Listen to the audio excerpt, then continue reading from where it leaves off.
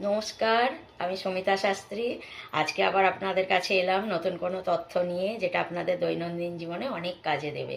এরমই একটা তথ্য হচ্ছে যে আমরা ঐশ্বর্যের জন্য সবাই ভগবানের কাছে প্রার্থনা করি, যাতে আমি ঐশ্বর্যবান হতে পারি, মানে আমার একটু অর্থ করি বেশি থাকে, সচ্ছলভাবে চলতে পারি, সম্পত্তিটা বাড়াতে পারি, আমার ছেলে মেয়ে যারা সন্তান সন্ততি আছে তারা যেন সুখে শান্তিতে এই সম্পত্তি দিয়েই চালিয়ে নিতে পারে এবং নিজে কিছু রুজি রোজগার করে, কিন্তু সম্পত্তিটা যেন আমার থাকে, এই প্রার্থনা আমরা সবাই করি।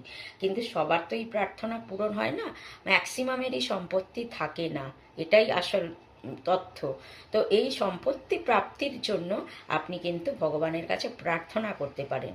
আপনি মা লক্ষ্মীর কাছে প্রার্থনা করতে পারেন যে মা বৈভব লক্ষ্মী এবং অষ্টলক্ষ্মী, এবং আপনাকে এই অষ্টলক্ষ্মীর নামটা জানতে হবে, যে অষ্টলক্ষ্মী 1 2 3 4 করে প্রত্যেকটা লক্ষ্মীর নাম আছে, এবং সেই মা লক্ষ্মী অষ্টলক্ষ্মীর নাম করবেন, তার কাছে প্রার্থনা করবেন, এবং মা বৈভব লক্ষ্মীর কাছে আপনারা এই মন্ত্রটা বলবেন যে ওম হ্রিং শ্রিং হ্রিং, ওম না, হ্রিং শ্রিং হ্রিং, হ্রিং শ্রিং হ্রিং।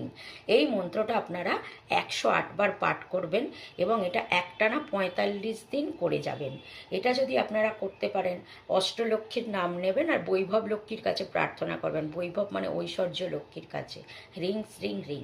এই মন্ত্রটা পাঠ করুন আর মায়ের কাছে প্রার্থনা করুন, নিশ্চয়ই আপনার প্রার্থনা মা রাখবেন। তো আজকের মতন তাহলে এখানে শেষ করছি।